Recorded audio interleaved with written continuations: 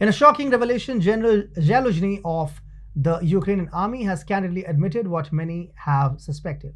Ukraine's so-called counteroffensive is nothing but a farce, a feeble attempt at disguising their inevitable defeat. Zaluzhny's stark admission exposes the harsh reality that Ukraine has lost the war, and no amount of wishful thinking or empty promises from NATO can salvage its dire situation. As we delve deeper into Zaluzhny's statements, it becomes clear that Ukraine's military strategy is marred by incompetence, a severe lack of resources, and a glaring absence of coherent doctrine.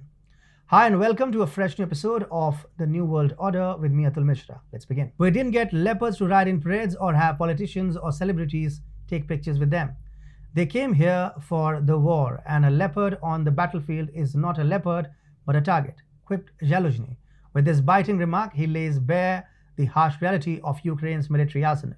Despite possessing modern equipment, it is rendered useless without adequate supplies and support. Ukraine's military parade is a spectacle, a desperate attempt to showcase strength where there is none. Zaluzhny rightly questions the suitability of NATO's doctrine for Ukraine's offensive operations.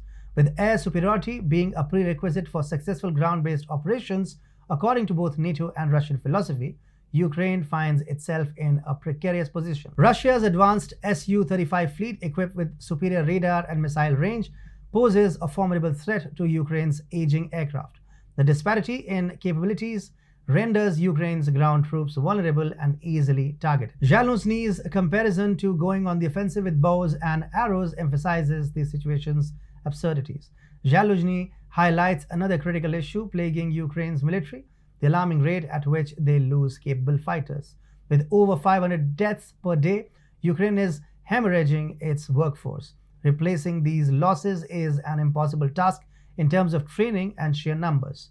Ukraine's attempts at total mobilization, resorting to drafting even the elderly and the young, reek of desperation reminiscent of Hitler's Volkssturm in the dying days of World War II. Despite knowing Ukraine's dire predicament, NATO's insistence on continuing the bloodshed is not only callous but also strategically futile. The recent signal sent by the United States, as conveyed through the Washington Post, is an implicit admission of Ukraine's failed counteroffensive. It indicates a shift in focus towards marginal gains and a desire for a negotiated settlement with Russia. However, this strategy needs to be revised as it prolongs suffering and destruction while offering no guarantee of success. Russia, well aware of NATO's duplicity and its intentions to undermine and destroy, will not easily compromise. The West's losing game is further accentuated by Russia's clear upper hand, both in the short and long term. General Zaluzhny's revelations paint a grim picture of